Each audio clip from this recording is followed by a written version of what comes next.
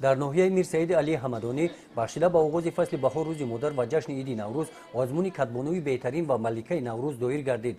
در این آزمون کدبانوهای بهترین جماعت‌های دهات ناحیه اشتراک ورزیدند. شرط‌های آزمون از محصولات غلط‌دانگی تیار نمودن محصولات‌های گوناگون نانی عبارت بودند. مرادبگی مسافر و از جماعت شهرک یکی از اشتراکچیان این آزمون میباشد.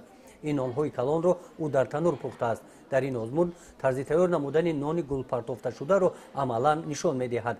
همین گونه نان‌ها را در توی و معرکه‌ها تیار می‌نماید.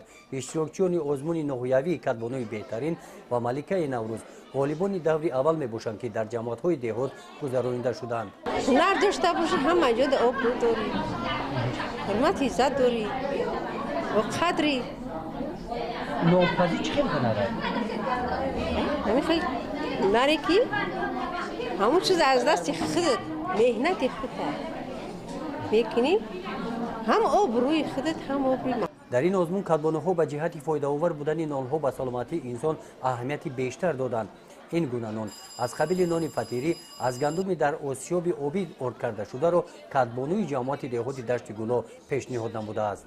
ای ارد یکم تورت مثل پیروگ بلوچکا او ارده نوی اولی قطعی میپذیر با فطیر با نخی گردچه یورا اردی سیم قطعی دیم نوی نونه کنکی و بونچی غوسک ما هم خیلی میگیم. ارده که در آسیاب سنگی تیار میشوه همون نونش ملایم خیلی کسلوی قن نوی فشار بلندی هم یا اساسا ارده همی سیم استعمال میکنن. نونایی که اردی سیم تیار میشون کسلیو اساسا همی اردو را استعمال میکنن. در این آزمون کدبانوها از لیسه کسبی تکنیکی ناحیه هم اشتراک نمودند. در این مؤسسه با مراجعت دختران کورس‌های کوتاه مدت هنرهای مردمی گشاده شده، عین زمان 80 نفر دختران در کورس‌های کوتاه مدت به هنرآموزی جلب کرده شدند.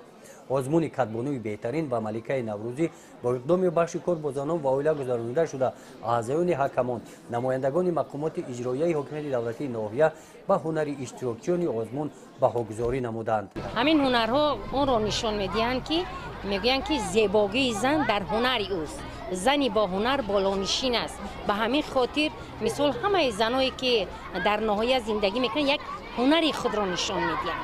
یک مثال هنر کدبانوی خود را نشان میدهند. به همین خاطر ناحیه هر یک چاره‌بینی که در ناحیه گذرانده می شود به کدبانوان به هنرهای مردمی گذرانده نمی شود. هر یک چاره‌بینی که در ناحیه می گذرانیم ما با هنرهای کدبانو هنرهای ملی تاجیکی ما چاره‌بینی را می‌گذرانیم. در آزمون ملکه نوروزی 15 نفر دختران اشتراک نمودند. از روی شرط‌های آزمون سوالنامه، زیرکی ذهنی، قرائت شعر در فصل نوروز، تیار نمودن یکی از طعام‌های ملی، دختران هنر خود را سنجیدند. اعضایان حکمان به هر یک حرکت اشتراکچیان با دقت نظر می‌نمودند، چون که غالب این آزمون ملکه جشن نوروزی ناحیوی انتخاب کرده می‌شود. آزمون ناحیوی کدبانوی بهترین و ملکه نوروزی جنبست گردیده، غالبان آن معین گردیدند. گزارش خوجا نظریف خدای نظر ظهوروف از ناحیه میر سعید علی حمدانی برای برنامه اطلاعاتی نوید.